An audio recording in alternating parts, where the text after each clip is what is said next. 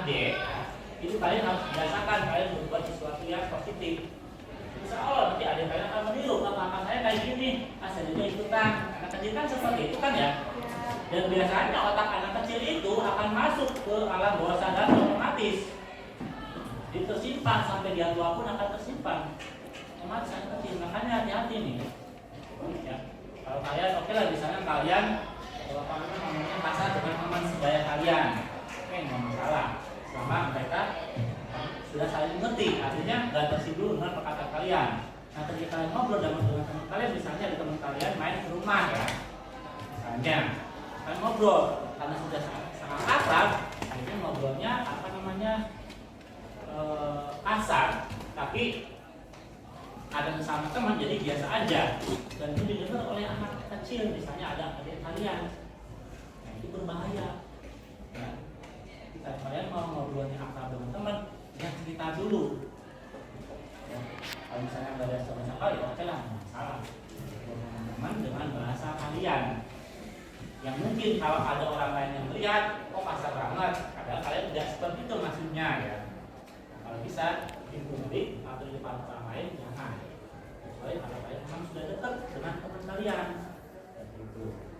Itu anak kecil ya, jadi hati-hati bagi yang punya anak punya adik yang masih kecil, itu biasakan berkata-katanya sopan, lakukan hal-hal yang positif, dan itu akan terekam sama mereka alam bawah sadarnya, otaknya. Itu kan secara otomatis akan mereka lakukan juga, ya, akan mereka lakukan juga. Ini sudah terbukti, sudah saya terapkan, ya, saya terapkan, bukan saya terapkan ya. Saya maksudnya nggak menerapkan ke anak saya, tapi karena saya emang kebiasaannya positif seperti itu. Misalnya saya selalu selalu bersihin, misalnya ada daun-daun kering yang banyak jatuh di depan rumah saya ya. Akhirnya tiap pagi atau tiap sore saya selalu otomatis membersihin. Kadang pakai sapu, kadang pakai tangan ditumbungin aja. Nah, ini anak saya kan masih kecil, umur 2 tahun begitu ya. Sekarang udah 3 tahun ya. Jadi mungkin dia setiap saat melihat saya seperti itu ya, pagi sore mungkin ya. Yang akhirnya dia ketika melihat ada daun kering, dia selalu pungut gitu. Atau ada sampah, dia selalu pungut. Padahal saya nggak nyuruh. Sampah, mungkin bukan sampah. Itu otomatis anak kecil seperti itu. Padahal orang tuanya nggak nyuruh. Tapi karena melihat kebiasaan, akhirnya dia meniru. Atau saya misalnya ketika malam-malam ya, kadang suka berjalan-jalan di halaman rumah saya. Suka berjalan sambil tangannya kayak gini. Biasa kan ya, bapak-bapak itu kan ya, berjalan sambil stres, ya tanaman.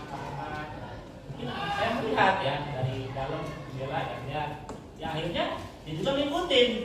Dia jalan di halaman tuh kayak gini. Nah, itu ada kecil kan seperti itu.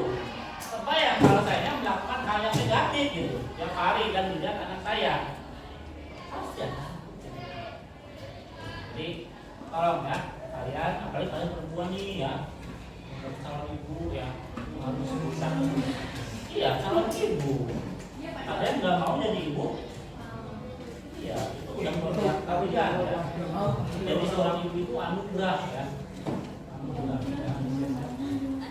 Atau ada yang menjadi laki-laki, kan zaman sekarang banyak yang aneh ya, perempuan jadi laki-laki